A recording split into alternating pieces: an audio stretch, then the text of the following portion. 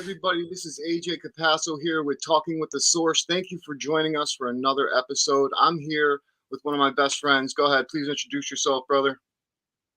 Jonathan Keyworth, JK47 Paranormal, and we're missing Robin from Heffron Paranormal. Best wishes go out to him, and we miss you, buddy.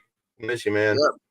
We miss you, man. We just want everyone to know that Robin's dealing with some private stuff right now with his family. We just asked to send prayers for him and his family, and we just hope that everything's all right.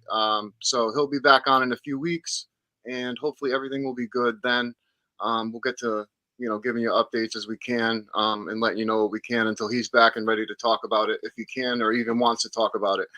But on a better note, we have an amazing guest today, someone who I can't wait. Hey, Emma, how are you? Thank you so much for joining us. We have an amazing guest. His name is Tracy Inman. He's the co-creator of Paralinked, which is basically like a social media platform for paranormal. It's free to the community. You guys are going to have to check this out. We're going to have the link that's going to be going across the bottom of the screen. He's also a part of many other things like the paranormal group. It's T.H.A.T. Paranormal group, and it's a Facebook group, and he's going to talk more about it, but let him come on right now. This is Tracy Inman. Hey, Tracy, how are you? Hey, guys. Doing great. How are you guys doing? Good. And I wanted to also say to everyone, and he is a country music artist, which I'm looking forward to talking about his music a little bit as well. So hope you guys love this. This is going to be a great episode. But Tracy, thank you for joining us. I wanted to first ask you, what got you into the paranormal? It's one of the first questions we ask our guests, but what got you into it? Well, first of all, I love the intro on the before you guys start. That's pretty cool. I just always like to look at those and watch them. That whoever put that together did a great job. AJ. Thank you. No, hey, I can remember, everybody else starts off the same way. I remember when I was a kid doing this. I didn't really have too much going on, just a few things here or there, moving around from house to house. My dad worked for the railroad and a few miscellaneous jobs growing up. Started off in Toledo, then Indiana, stuff like that. It wasn't until we really settled down here in the St. Louis metropolitan area. I can remember I was like 14, 15 years old. I'd see something out in my hallway. Every once in a while, it's like an old man, and he'd just look in at me and then just walk away. But at that time in life, you don't think about that stuff being real, probably a dream, stuff like that. And, you have other things on your mind. Yeah. Then as you get older, I think everybody has a mindset that they know there's something out there to an extent, or at least they feel it, but a lot of people don't really act on it. You ended up having kids, going through all that spiel, work and stuff like that. But so it never really crossed my mind. But one thing I do remember as well is there was always some type of Native American in my life. And it's weird, right? I'll break into that here in just a second. So about 6 years ago, that paranormal, we started that up. Me and my buddy Tom, Heather, and Amy. That's how we got that paranormal. So my mind started opening up again. The senses and stuff started opening up again. And once that started, I'd wake up in the middle of the night with like, not really a night terror, but I could sit up. I'd look at the end of my bed and there'd be a Native American there looking at me. And it was really weird. And thinking back to when I was 14, 15 years old, it was an old man. And I always try to tie those together, right? What's that old man? What's that Native American? And thinking back, I think it was a Native American when I was a kid, right?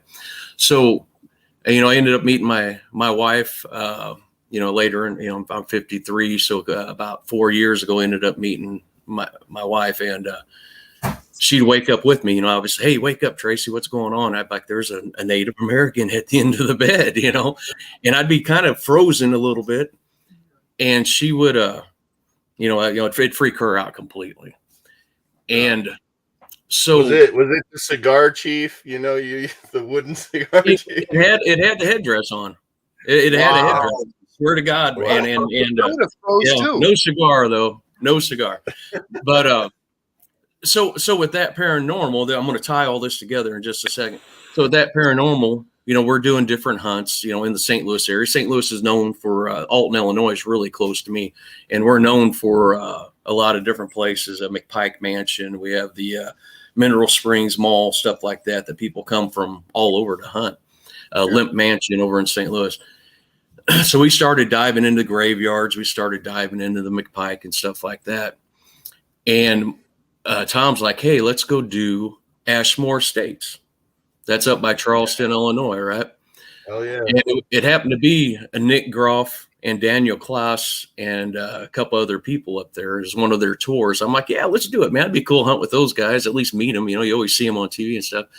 So we go up there, and I have this camera that a buddy of mine, the co-creator of Paralink.com, he's an engineer guy, and he put together for us. And it catches anomalies. I call it an anomaly camera. And, you set it in the dark room, and it circles anything it sees that has a face on it, right? Or any shadow, it'll circle. So you ain't got to edit all day trying to find this stuff, and it tells you where it is. So we're on the third floor there with Nick Groff. He's in the other room. And I had that set up in this room. The only light in that building at night on the third floor is a street light coming across. So I walk out into the hall, and as soon as I walk out in the hall, I grab that camera from another room. I walk back in, and something catches the corner of my eye, right? And I jerk real quick. And when I jerked, I felt something in my back. And I was like, what the heck is that? So I go in there, I get him. It felt like a shadow came into me. Wow. And and then everybody's like, that was nothing. That was nothing. So for about the next 4 days after that, I couldn't get off of my couch. I had to sleep on an angle on my couch because I don't have a recliner. It hurt so bad. I got about 1 hour of sleep a night. I took off 3 or 4 days from work, which I never take off work. And for about 6 months, going back and forth, the only thing that would help was muscle relaxers. I'm going to the chiropractor, all this and that. Well, come to find out, I'm missing a vertebrae in my neck. Somehow a disc. I'm missing a disc in my neck. It somehow just crushed. So, that was just freaky to me, right? But to tie this into the Indian, right? I'm trying to figure out if there's something inside of me, how do I get this thing out of me? Number one. I wasn't possessed or anything like that, right? But I'm just worried about it. And my wife's like, hey, you're waking up about the Indian, stuff like that. So I go to the Mineral Springs Mall to a spiritual healer, and I'm talking to her. And I didn't say nothing to her about anything other than what had happened about a shadow or something coming in me. And she's talking to me, and she says, have you ever had an Indian in your life? I'm like, what? Wow. She says, yeah, there's an Indian in your life that just ain't going away. I'm like, what are you talking about? I was like, holy crap. Yeah. She said, give it an offering, and that Indian, he'll go away. I was like, really? She said, yeah. So I come home, the cigar, just like you said earlier. She says, give them cigars, anything you can think of that's rocks, stuff like that. So I set a couple things out, and I ain't kidding you. That's been about 3.5 years ago, and I ain't had that issue since. So if you guys have an attachment, maybe you can give it an offering, find out what it might want to maybe make it go away. But so far, I haven't had that happened to me ever since. So that is absolutely amazing, though. I mean, that's absolutely amazing because one, it really is freaky that you had that thing happen to your vertebrae like that. Like, and then all of a sudden, this lady hits on this, this Native American that you've been seeing your whole life. I mean, it just seems like a lot of things come full circle always in our lives, especially as investigators, especially people in the paranormal. It seems like we get these synchronicities or these things in our life that, like, after a while, like looking back at the whole thing, now you could piece everything together, and you could see how everything led up to itself. And it's so amazing that we get to experience that. And it's something I try to share with people always when I talk about the paranormal, because that's the part of the paranormal that, to me, is something that you can't really, it's hard. Scientists will never, I don't think, ever be able to explain, but it's something that is very prominent in the paranormal that happens to almost everybody, that you can say is some kind of evidence of something that's unexplainable. So I just have such a fascination with how you just, told us that whole thing about that. And from what you experienced from when you were younger till this lady coming in your life and saying that, and you making this offering. I mean, how have you been since you made that? how has things been?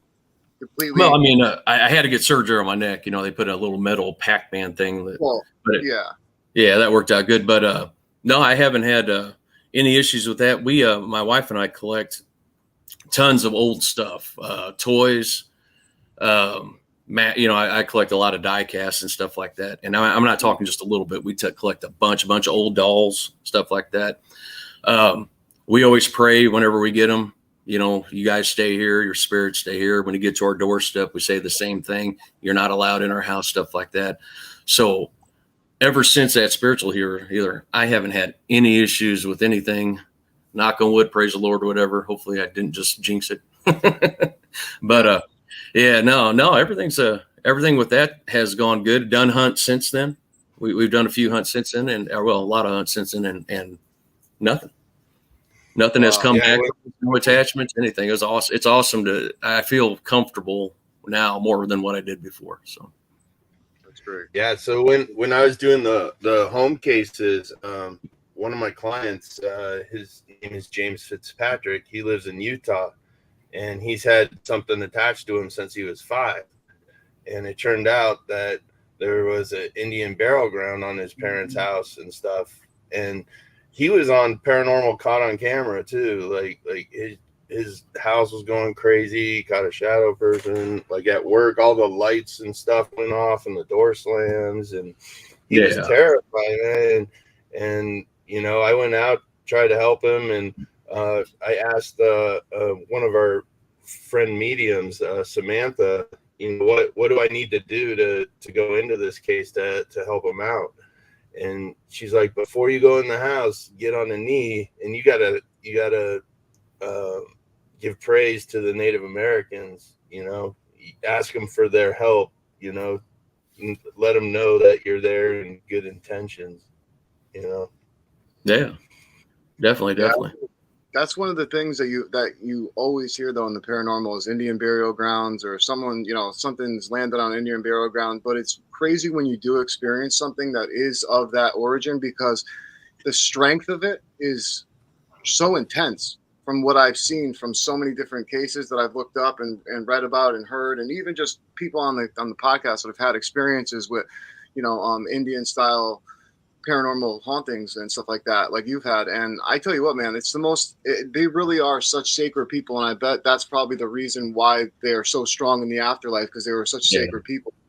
But it's just amazing to see like the power that this type of entity has in this realm also, and how just by showing respect is something of greater importance to it. It's absolutely wild to see that.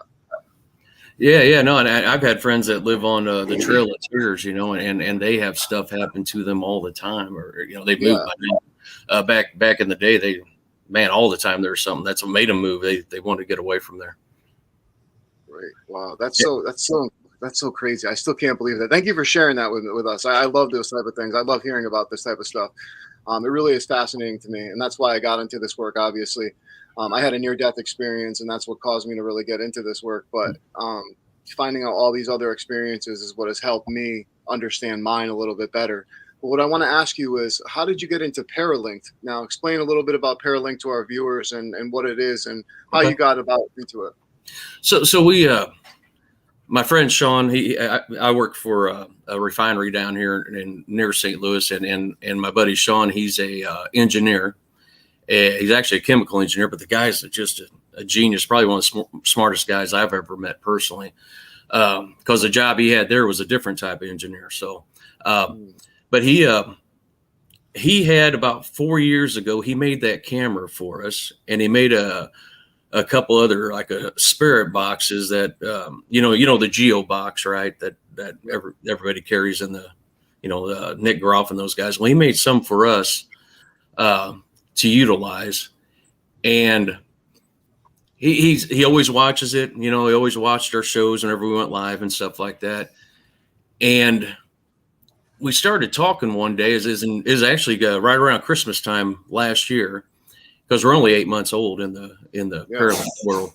But we started talking. I was just in there. I brought some crazy ideas his way before, right? Trying to see what he would do. And he turned them down, and so we were just in the break room one day. I went out to his office and went to the break room, and we were just talking about the negativity in the paranormal world. Right, we were reading. This is right before the ghost adventures stuff came out. Sorry, my wife's got a real bad cold. I hope she feels better. No, that's all right. Don't worry about it. I just got over it, so it's I tell you. So we're sitting there just kind of brainstorming. I'm like, Sean, I said, you know what we need to do? I said, we need to come up with a social media platform for just the paranormal, right? And I don't know if any other existed. He didn't know if any other existed. So he says, nah, I don't know, man, because that's a lot of time for him to put into it. But he's a coder. He's been a coder since like 10 years old. Wow. And I knew that, right? And I knew he's looking for something to do. He's always has to have something to do, right? So I said, if I could find a cool name, would you do it? He says, if you could find a cool name. So he thought up a couple different cool names, and they were already taken, on the websites. So then I said, paralink.com. And he goes, man, that would be pretty cool, because we were thinking a LinkedIn page is what we were thinking off the bat, because if you go to LinkedIn, you don't find paranormal investigators that I've seen. I mean, I did investigate that. And you type in investigator or paranormal investigator, you get private eyes and stuff like that. Yeah. So he's like, Paralink. Yeah. He says, I like that. So I opened it up and for $5 bought the name. Right. So then I started the trademark process, which it's trademarked now. And he's like, man, he says, that's pretty cool. He says, let me think about it. And I said, well, here, let's just go with this idea. And I haven't been to anybody's other sites as far as social media platform is. I didn't even know if any existed, right? I didn't investigate anybody's. I just said, I want to be honest with this. And I want it to be, and the main thing I told him was, we have to do it. It has to be free for the community. We got a lot of negative stuff. You could see it was kind of going more south than north with everybody, and it's growing huge. And I said, let's just get a positive thing out there. Don't charge nobody for advertising. Don't charge nobody for nothing. If it ever starts to cost us money, then we have to start charging. He's like, yeah, I understand that. So he has his he didn't live too far from me at that time. He has his own web host in his basement, so he can host it. So all the only money we've really put into it, other than time, is your LLC and the trademark, which you guys know it costs a lot. And so for very little startup, we were able to do it. And so as we started growing, we asked people, hey, give us your ideas. What are your thoughts? What would you like to see on here? And so different ideas. They want, instead of going with Bigfoot and then Loch Ness Monster, different categories, they're like, can you just go with cryptids? Right? Yeah, sure. Yeah, that makes sense. Let's do that. It gives you a lot less categories on it. They, we have a lot of categories on there for different things. Man, it's just anything that you can think of. UFOs. Actually, excuse me a second. Let me pull her up here. I got it pulled up on my phone here. There are just lots of stuff. You have events. You can type in your events. Some people have used that at the beginning. Our problem is continuing to get content on it. People don't understand. It's just like, and I hate to say this, just like Facebook to an extent. You can post, you can comment, you can like on stuff. We have events, we have gear. If you want to sell gear, we don't charge you to sell your gear. Just put it on there. Hunts and evidence. You can put down when you're hunting. As you're hunting, you can post a video there. You can post your evidence. Places. Anybody that wants to advertise, a hunt. Hey, come to our place to hunt. We put that on there. There it is, right here. Yeah. There you go. Yeah. So all that stuff on the left there. But the cool thing is there is a ghost cam on there. That's one of the cool things that we did, that Sean did, that I like. I don't know if are you guys signed in? Yeah, no, I'm in there. I'm not actually signed into the Paralink. I'm actually just I don't have my sign stuff with me right at the moment, but yeah. No, that's cool. We don't ask for personal information either, just so everybody knows. It's not like Facebook. Yeah. We don't track if you looked at a mattress earlier today. We don't make sure you get 500 ads for mattresses for the next 2 weeks, like Facebook. Stuff like that. But if you go on there, there's a spot for a ghost cam. what that is, that's a version of TikTok for the paranormal. I tell you what, let me see. I might be able to share this on my screen. Okay. Okay, yeah, here. Let me see how this works. I haven't done the share before. Yeah, so you'll share it one time. So I'm gonna click share screen. Let's see what happens here. Chrome tab. Perlink. See if that pops up here. Okay, did that pop up? Yep, I'm gonna add it to the stream in 1 second. Here we go. All right.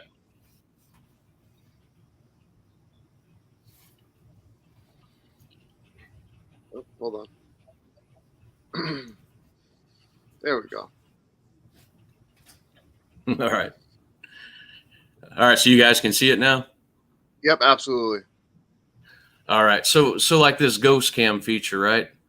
This is pretty cool. Let me click on that here. Oh, wait a minute. What? Hold on a second here. Oh, ghost cam. So you click on that ghost cam. It kind of tells you what to do. You can put in brief videos. So right here, if you wanted to provide what it's about, like a lot of people, what I like to use it for is shout outs if I'm out somewhere. A shout out to, hey, like you'll see, I'll pull up here a couple in just a second on when we were in London. We did a shout out. So you could choose the file that's in your phone. It's up to 1 minute is what you want to provide, right? You want to get a 1 minute video. You can share your evidence is what we made this for, was for the evidence. Let me pop out of this. But you can upload it. So if you go down here to this off topic, it throws it right now to off topic because it's not always just evidence. Yeah. All right, let me pull this up here. And like I said, this is a working out of the not, I don't mean it this way, but working out of the basement deal, right? So I have horrible service here at my house. I live at the bottom of a hill. So it might take a couple seconds. There's a lot of videos on this topic. Let me, here we go. Yeah, so we did this one in Highgate Cemetery there. That's the one I was telling you about earlier. This was actually a pretty cool place. But all it is a shout out. That's just me and my wife right there. Paralink.com. We were at Highgate Cemetery. See back there it says London Cemetery. See back there it says London. Of course, George Michael's buried here. Of course, George Michael's buried here. But so what I'm going to do, stay tuned. I will be updating. Oh, let's see, make sure. So sorry, Tracy, hold on. You got muted. Hold on. Oh, did I? Hold on. Hold on. There we go. There we go. We're good. All right. Yeah. So we did I have a lot more footage. I just started throwing it down. It took us a while to get the jet lag and get all through work and the music and all that. Yeah. So I'm starting to add stuff from there. But like I said, you can go to some pretty cool stuff on this. You can see all the stuff there. Yeah. A lot of people post their hunts. On the right side here, you see the pictures. That's inside the catacombs. Yeah. No, that's I'm gonna be putting tons of pictures. I love what you guys have done with this site. I mean, look on the left side. I mean, with cryptids, events, gear, hunts, evidence, mediums, places, podcasts, spiritual readings, stories. I mean, everything that you want in paranormal, UFOs. I mean, you name it. Top teams here, like community-wise. I mean, there's just so much stuff. I mean, I love it. And TNA Paranormal.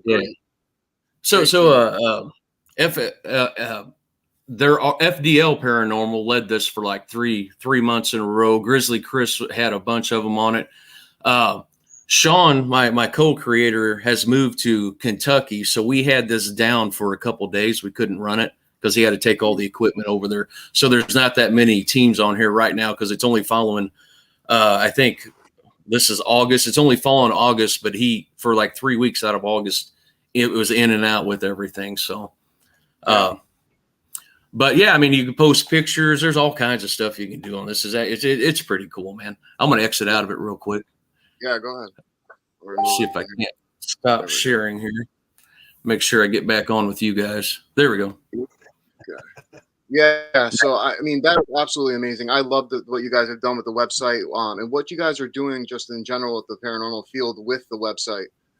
So I'm just completely stoked for you guys. Keep doing what you're doing. It's awesome. And the one thing that we're asking is for content. We need more people to drive content to it, and we need to get the word out more.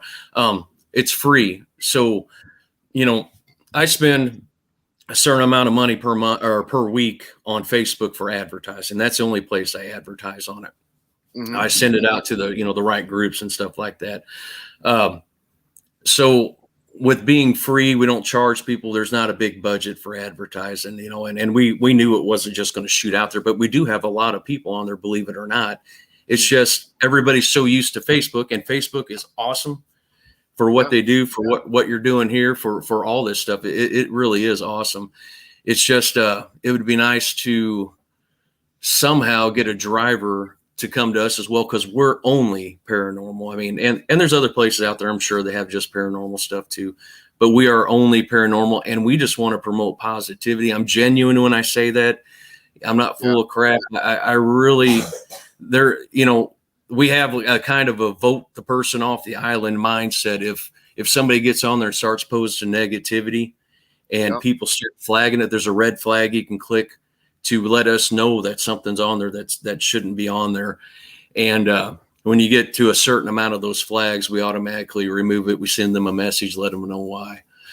We haven't had to do that yet. Nobody's been on there negative. And what's really cool about it too is when you're a member of it, when somebody likes on your post or comments, we send you an email, because all we want is your email. You put in your own password. We don't want your name. We don't want any of that stuff. There is a search engine on there, though, if somebody wants to find a psychic in Buffalo, New York, if they can type that in, and if we have somebody there, right? But you get emails for all this stuff. Instead of going the app route, we went straight with the email route for notifications. After we get to a certain number, we are going to go to an app, but we're about 500, I think, away from that certain number that we're looking at. We do have a YouTube page. We just haven't done anything with it yet, because we want to get to that number that we're looking at on paralink.com before we start throwing stuff on there. I don't know. I'm just now learning the YouTube for the music, so I'm going to dive into the YouTube for the paralink.com too, and at least just start getting a couple things on there. We do have subscribers. I think 15 subscribers already on the YouTube, but we haven't even put anything out there. So, but we look forward to it, because I tell you what you guys are doing with that website is absolutely amazing. And if you guys do end up turning it into an app, when you guys do that, it's going to be so awesome, because the things that you are offering, like you just said, you can look up, if you want to look up a medium and from a certain location, you guys have that ability, and bringing that ability for people to find stuff like this so easily is great, because like 10 years ago, you remember talking about this would wind you up in a loony bin.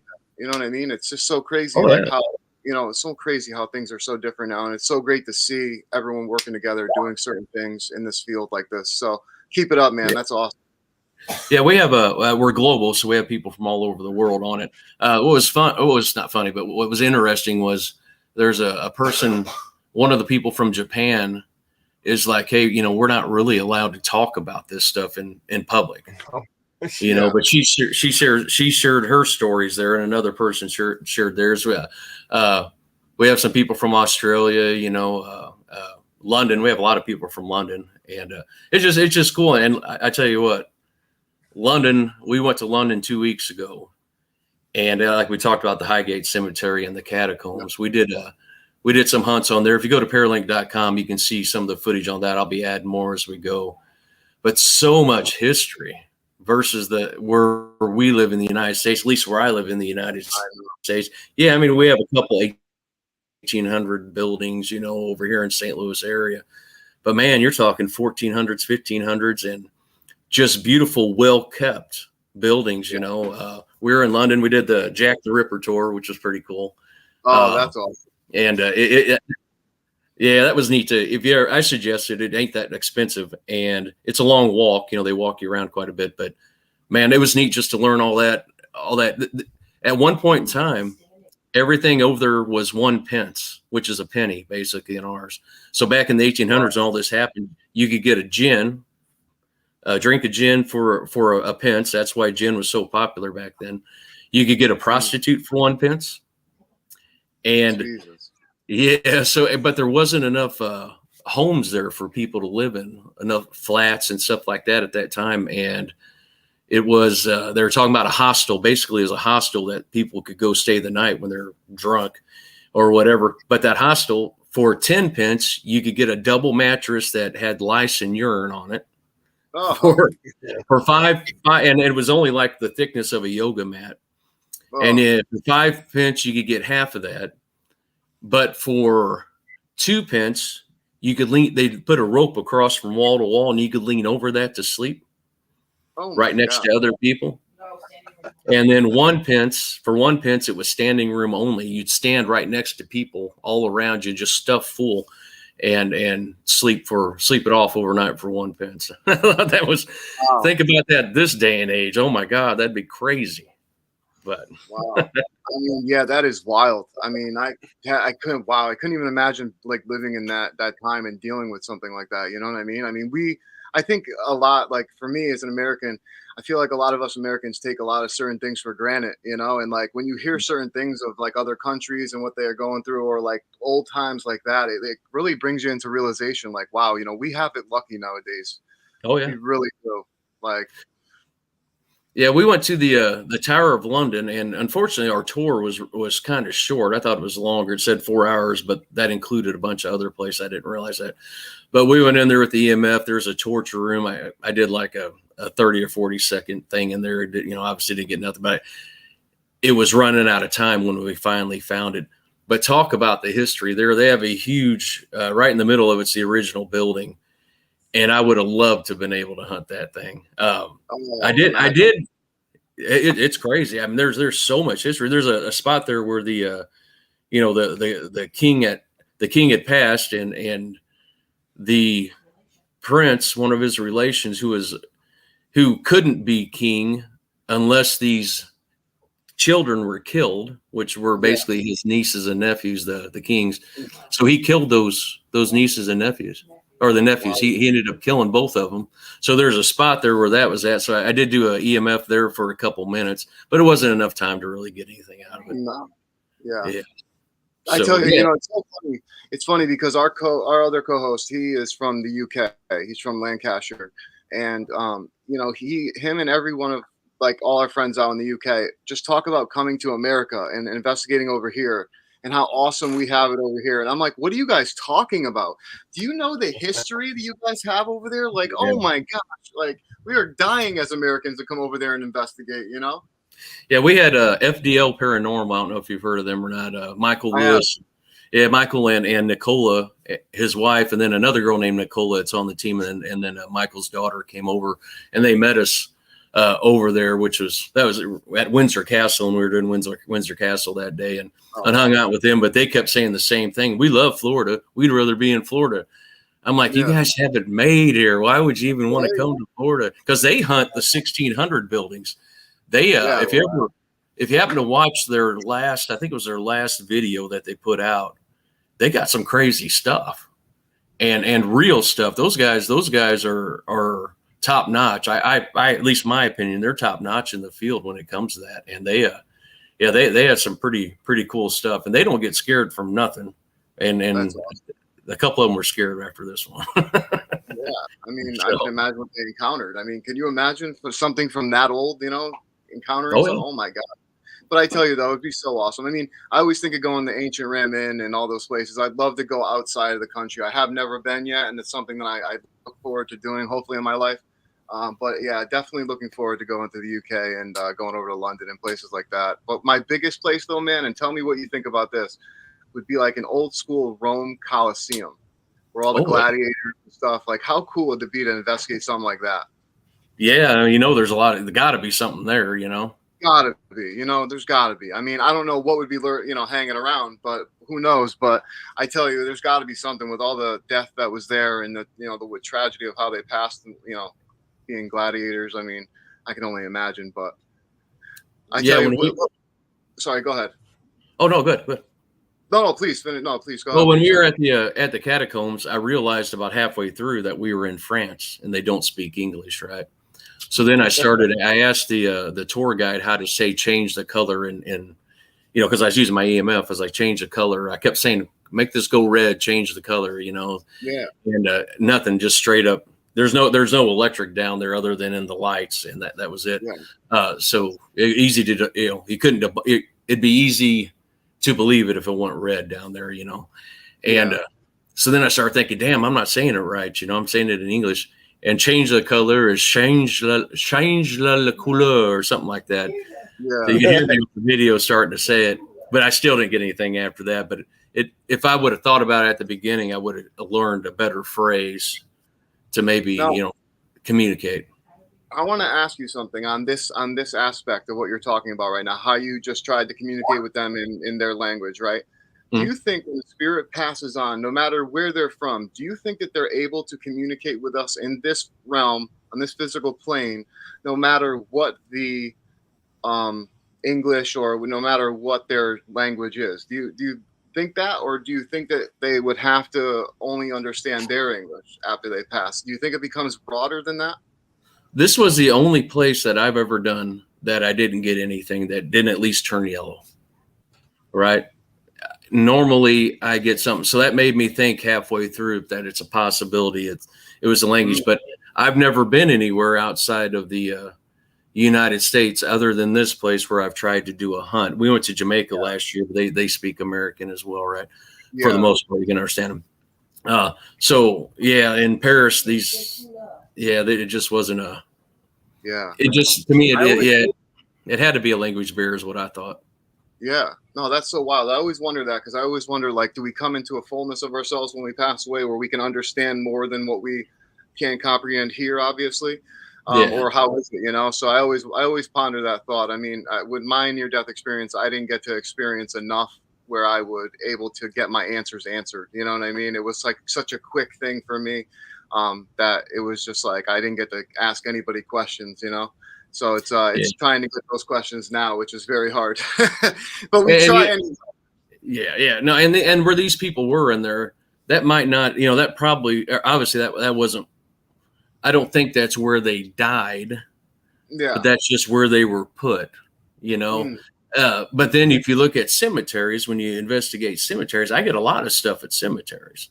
Whereas this is basically their cemetery, their resting place. So, I don't understand why to me, I just thought it had to be a language barrier.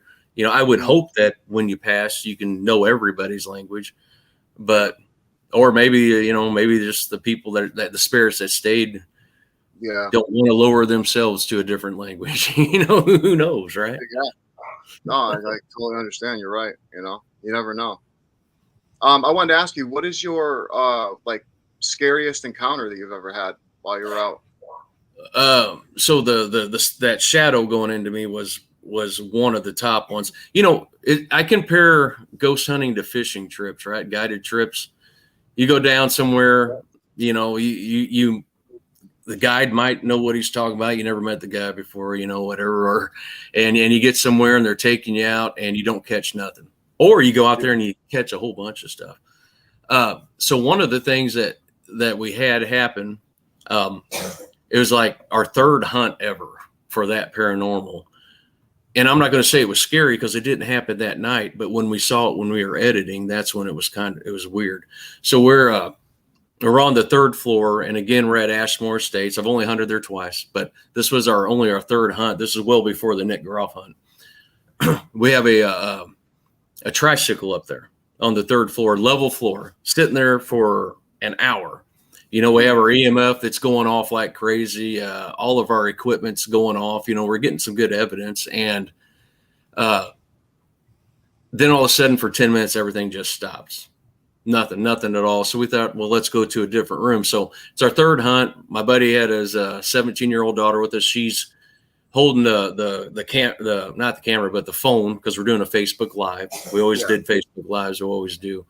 Yep. And we're walking out and she lowers the camera at the tricycle, not realizing it. So we're walking out of the room. So the next morning we're editing. My buddy's editing actually. And he's like, man, check this out. He sends me the email or the video, and that tricycle, as we were walking out, rolls backwards on its own. You can clearly see it. It's on the evidence page there at paralink.com. I think it's on definitely it's on that paranormal group Facebook page. It's on the paralink.com Facebook page, and it's on, I think it's even on my Facebook page, but if you guys ever want to check it out, it was pretty cool watching that thing move back, just roll backwards. You know, that makes, I was a skeptic at that time because it was only our third hunt, but that's something I could not explain at all. And then a couple, I don't know, probably 3 or 4 hunts later, we were at my brother's house before he moved. And he had sent me a video of orbs just shooting back and forth, different colors, all that stuff, you know. And he was talking about how it was always haunted. And there was always something happening there. And his wife was actually, she considered herself a medium. She's a very spiritual person, kind of almost a hippie in a way, you know, really nice gal. So we go up there and we're hunting it, just kind of walking through. We had our flashlights and all that and we had a flashlight that you had to press the button, you know. You can debunk the other flashlights that you barely hold to where they're not turned on, set them down, and then you turn on. Sometimes the condensation or the heat can turn that on.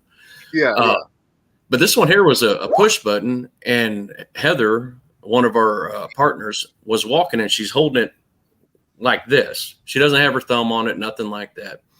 And we're walking down a set of stairs. We're asking, hey, can you make some communication? And it had the next button, because we'd used it earlier, the next button would have been just a regular light. The second button was a pulsating light, you know, a glow or a strobe light. And so the next one, we had just done the strobe light like 5 minutes before that. We're walking down the stairs and she's just holding it, and we have it on tape. The strobe light just starts going off on it, right? And I'm like, are you pressing that? I'm looking at it. She says, no, I'm not pressing it. And we heard a lady laughing. It's on tape, or it's on video. You can hear her laughing. And that gal, it was right at the same spot where the woman had died. There was a woman that passed away there many years ago, right at that same spot, fell down the steps. And that's where that was. So that was kind of, it was chilling a little bit, because then you're going downstairs and you're like, oh man, we still got to hunt the basement. But that was pretty cool, you know. But I'm going to tell you, and I'm sorry I'm going on and on here, the scariest place I've hunted, and I didn't personally get much, but the group we went with was in Iowa at Edinburgh Manor is what I call it. Oh, okay, yep. Has ever been there? No, I have not, but I do want to go there. It's one of my places. So Kat Armstrong, she has a connection there. So, and my wife and I were just I think it's 2 summers ago, we were just like, it was last summer. So we're just like, hey, let's go to the Field of Dreams in Iowa. We just decided, took a weekend trip. So 2 days before that, I called up there to the Edinburgh Manor, asked them, hey, can I come hunt? Well, they said, no, we have a group, but let's ask them. And it happened to be Kat Armstrong's group. Oh, wow. And she was nice enough to call me, and she let us come up and hunt. You know, we paid our fair share of the amount, and they have like cameras set up everywhere, you know, all throughout the whole place. And it's an old place, 1800s originally built, and they tore it down 10 years later. Then they built it again. There's a graveyard, an unmarked graveyard that has hundreds of people in it across the road. They're not exactly sure where it is, but they know that they were mass buried out there. There's a women's side and a men's side. It's kind of shaped like a U to an extent. And man, we were there during the day. We got there at like 6 o'clock. It was still light out, me and my wife. And she usually does the camera for us for that paranormal, but it's just me and her doing this. You know, I set the cat balls down on the floor. They said, go to this one room. That's where the kids were at one time. So I set the cat balls in there. We have this all on video. And so, hey, cat ball, can you go off? Automatically goes off. Can you make the other one next to it go off? It goes off. Can you make the EMF go off? It goes up to red, you know, stuff like that. Have the SLS camera, which I'm not really, I like the SLS camera, but it's not my go-to equipment because that can easily be debunked. But I was chasing a figure across the ceiling in there and then down to a corner, and it could be debunked as possibly wires inside the wall. And it kind of just kept going around and around where it was really weird. So I've always looked at that evidence trying to see if I could debunk it. But you know, you always ask, hey, if you're a girl, if you're a little girl, because they said a little girl lived there, can you do this? Can you do that? You know, and she, you know, the SLS camera, you ask it to wave, it always looks like it's waving for the most part, you know, so like that. But it was just a neat experience in there. But that wasn't the scary part, right? So we're in there, we're making communication. I got the spirit box going, and like I said, Sean made us this basically a big Bluetooth speaker, just like a Geo box, right? Yeah. We have our app going through it.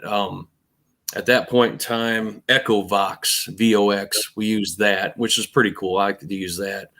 So we're using that. We're getting some good communication, and it starts to get dark. And this place is creepy, right? There's a boiler room in the basement, a huge basement. And me and my wife wouldn't go in there after dark. She goes and sits in there. So and it was like 8 o'clock, 9 o'clock at night. I ended up staying till like 2 a.m. Yeah. But they did their sessions. Ah, gosh dang it. I always lose track of the name where you have canceling headphones. Yeah. Oh yeah. When they have canceling headphones, it's called the Estes method. Estes method. Yeah. Yeah. They were doing that. That's the first time I'd seen it. And I'd been in this for 5 years. I didn't even see it. Never thought about that, but that's awesome. They were doing that. They had lasers set up everywhere, you know, big screens to see the shadow figures, and just sitting down there in the dark. And man, you could hear creepy noises, all kinds of stuff. Now, whether or not I could probably debunk a lot of it, but the person that's doing that Estes method, they had 3 different ones, and they can't hear what you're saying, and they're spitting out words to the questions that you're asking, but they can't even hear those questions. And they were pretty significant. Wow. So that's actually the long answer to your what is my scariest place. Yeah, hey, no, that's all right. Hey, you want to know what? There's a bunch of them, and I'm glad that you shared what you shared with us, because there's one thing I wanted to ask you about the lady who laughed on the staircase there. Mm-hmm. Do you ever get nervous going down a staircase when you hear that someone has died on the staircase, like you're going to get pushed or anything like that? Yeah. Because it's always something in the back of my mind, like, especially if I'm at a haunted location, I'm always like, if I'm at the top of a staircase, I'm always like thinking to myself, I want to get down the staircase as quick as possible, because I just feel like I'm going to get pushed or something, you know? So yeah, definitely, man. Yeah. Especially if any staircase for me, I don't know if anybody died or not.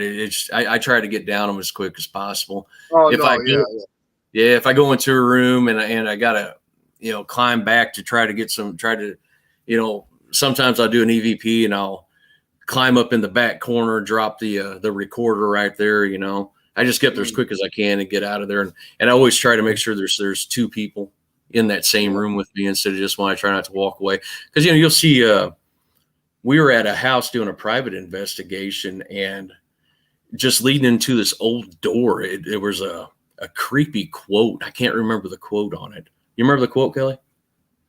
I can't remember that quote, but I was like, I don't know if I want to open this door, you know? And I told Tom, who was with me at the time, I said, I'm not going in there by myself. You're coming in there with me, you know? We set the REM pod down right then and there, and it just went off right on the concrete floor, you know? And we've done the McPike Mansion quite a few, or probably 3 or 4 times now. But we've had a lot of luck there with REM pods and stuff like that. You know, but my go-to is EMF for the most part. Now we do a lot of private hunts. By a lot, we used to do a lot of private hunts. We haven't done one for a couple months. I've gone with the music stuff, and Tom and Heather and Amy actually have kids that are just now getting out of high school and stuff. So I see us getting back together here not too long from now. But there's my brother, unfortunately, my sister-in-law passed away. Sorry. And like I said, she's very spiritual, and they lived in this other house. They sold that other one. They lived in this house for about 4 years now, and they get into the ghost hunting themselves, right? Just them two. They don't do anything else with anybody else for ghost hunting. So they've tried to hunt that house before. Absolutely nothing for the last 4 years. They'd never get anything. Ever since she passed away in the house, and she's a very spiritual person. And we were just talking to him last night about this at a concert, and he's showing me his videos. He's got the REM pod for like 40 seconds, just blazing away, because he'll sit there and he'll have it sitting on his sitting in his room and he'll just ask questions every once in a while. Yeah. And her nickname was Nana. And on his Oculus, is it Oculus or Ovilus? I can't remember. I would say, yeah. So on his Ovilus, it spit out. He's like, "Hey, who all's here? Can you tell me who all's here?" It's like one of the first ones he did a session, and the first word that came up was Nana. That's her nickname. Wow. Yeah. So, and then her son's names start coming up, stuff like that. But we're gonna do a hunt over there here pretty soon, just to check it out. Yeah, he's got a lot of stuff going on there ever since she passed, and he's like, "Hey, you guys need to come over and check this out." Same thing happened to me when my grandfather passed, and then recently when my grandmother passed, my father passed in 2020. Ever since then, my father constantly comes through. But when my grandfather passed, the house got really active, and we were hoping obviously it was him, but it was a bunch of different spirits that were coming in. Not just him. So, I mean, I believe though, from what you're telling me, I believe that she's there and she's just letting you know, like, hey, I'm here. I just let you know I'm all right. And I think that that's going to be pretty cool to like really get engaged in that place and get some real answers when you guys all go in and do your stuff, because I'm sure that he's going to get some that's going to be really sentimental, more to him than just Nana, So, and that's going to be an awesome feeling for him. So, exactly. Maybe give him a little bit more closure, that'd be good. Yeah. So Tracy, go ahead. No, I was gonna say you sing, man, right? So why don't you tell us a little about your band and how proud you are, man? Yeah, so about I've written songs for like the last 40 years, since I was like 17, 18 years old, and never did anything with them. You get a job, you get out of high school, you get married, you have kids, all that stuff. So it's hard to find that time to really, really do it. I'm a lyricist, I write lyrics and I sing. So I've sang in a couple bands here and there throughout the years, but never really anything full time. And about 6 months ago, I realized, hey man, you're getting ready to turn 53. You have all this stuff written. Why don't you see if you can't go hook up with some studio musicians, get this stuff made? So I ended up contacting a place called A-OK Records down in Nashville, and they have a good reputation. The guy's a really nice guy, Christian guy. And we go down there, me and my wife, and we record the first song, and it was awesome. I just loved it. I was out there singing, all that stuff. And then we recorded another song. Then over a 6-month period, I put 10 songs together. Well, one song, there's, you can tell the ones that are written now versus the ones written then, because like one song's called On Facebook. Back then we didn't have Facebook. So that was the first song released. He's like, man, we got to release that. I was only doing it. I wasn't doing it to release all these songs or anything like that. I was doing it as a legacy for my great grandkids, people that won't know me. And hopefully maybe they'll start earlier than what I did. Right. Yeah. So So we get these, I got 10 songs done. I wrote 9 of them. One of them is actually a John Conley old song from 1985, old school. Awesome. So we put it together. He sent that on Facebook out about in March, and it's gotten like 500 plays on the radio, which one play is just enough for me. It makes me happy. There's a song called Daddy's Girl on there that was released to Christian music, but also the wedding market for a father-daughter dance. So I've got a lot of play on that song. And I'm going to re-release it to the country because it's more country than Christian. But at that time, I was like, well, nobody's going to listen to it. With country and Christian, I mean, it's kind of, because you hear a lot of Christian artists that do sound like they're country, but then they go and they say, oh, I'm Christian. So I totally understand what you mean. Yeah, and that song doesn't really play much into God. So but I did Christian just because I thought it might get a little bit more play. But it did get a lot of plays in the wedding market. And then this new song out, it's called I'm Drunk Again. Everybody, it's on spot. All my songs are on Spotify. They're on all the platforms. You can go to those, or you can just go to YouTube, type my name in. But the I'm Drunk Again song is actually a pretty good song. Now I don't drink. I haven't drank in 9 years. So it's weird that I wrote it, and I just wrote it like 6 months ago. But if you go down to Nashville and you're around Broadway, and not everybody's like this, but the majority of it, people coming to there are drinking. They're all, you listen to the country radio, most songs have drinking in it. So this song here is actually a really good song. I talked with a guy from the radio up here in St. Louis area one of the stations, and he's going to start playing it. So it's That's a bigger awesome. station. It's a middle market.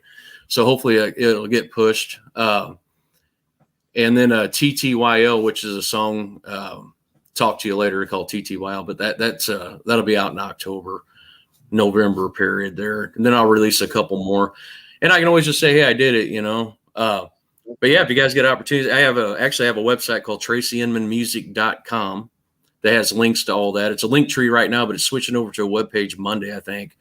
And then, there's a Tracy Inman fan page, believe it or not, on Facebook that somebody put up.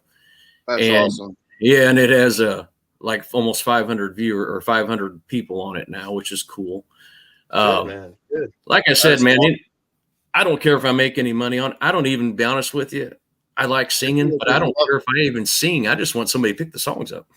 Yeah. Oh, hey, I feel you, man. You do it because you love it, and that's the one thing about music that's the best part, Yeah.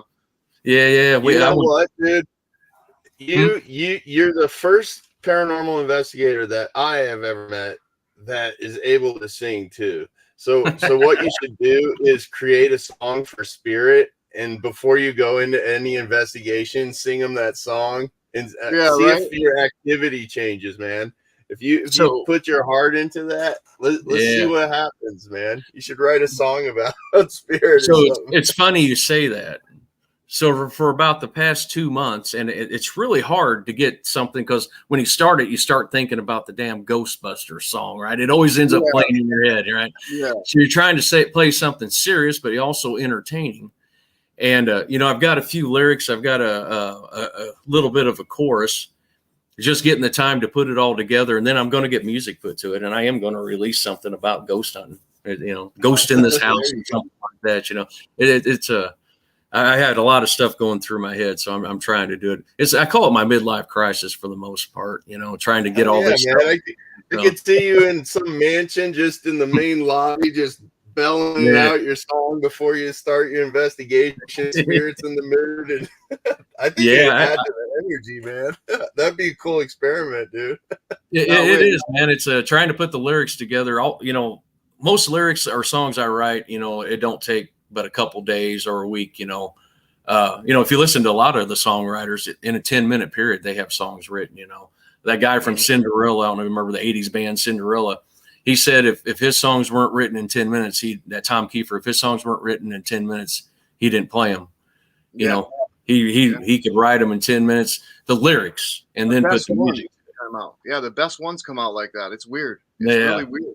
Well, that's like the Drunk Again song. I wrote that in like a half an hour. Right. And not the final version, but I wrote I wrote everything on there, and then as I was playing through it and I got the music to it, that's how I worked it with Adam down there at AOK. I would send them my lyrics and kind of talk with them, hum it, all that stuff, and then they would put the music to it. And then if I liked it, that's what we went with.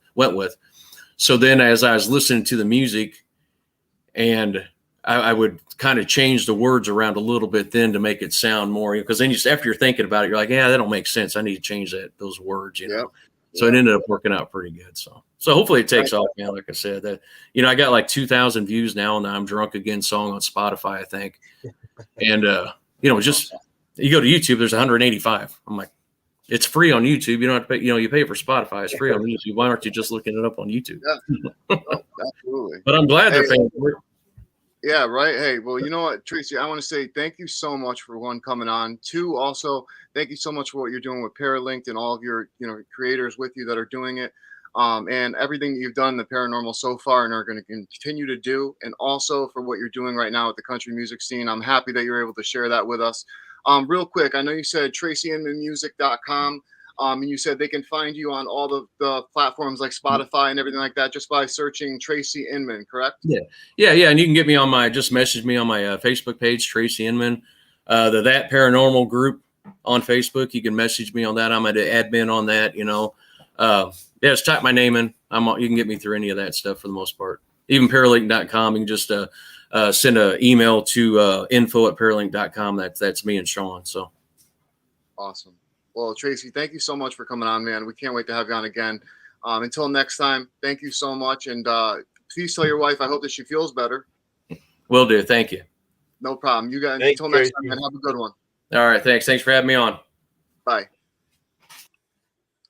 Wow, man. I tell you what, I didn't know about the country music thing, man. And I think that that's so awesome because, like, as a musician, as you know that I am, man, I was so cool to be able to add that in and find out from a musician some of his stuff. And that was just awesome. But what'd you think of Paralinks, man? I want to ask you. Yeah, dude, that's awesome. I'm so glad he thought of that. You know, I hope it picks up. I'm gonna try to support him as much as I can. You know how I hate editing though, so Yeah. it's hard to make those videos. You'll be making me do the editing, and then you'll be putting it on Paralink. I know how that works. Yeah, but anyway, if anyone is a paranormal researcher, or even if not, if you just love the paranormal, check out paralink.com. It's a paranormal social media website. We had it on before on screen, showing you some of the stuff. You can even look up mediums and locations if you're looking for readings. All different types of stuff that's on there, from UFOs to cryptids to just the paranormal in general. There's evidence pages, ghost cam, just some crazy stuff. Just go check it out, paralink.com. Also, if you didn't see the last part of the show, check out tracyinmanmusic.com, or just type in Tracy Inman on YouTube, on Spotify, on any of the listening platforms. He is a country music artist as well, and we want to get his music streaming. So definitely check him out at Tracy Inman. And, send him an email or send him a message on Facebook at Tracy Inman. But until next time, we just want to say thank you, everybody, for supporting the show. And just want to say thank you. Yeah, we love you guys. Couldn't be here without you, man. Absolutely. Love you guys. Bye.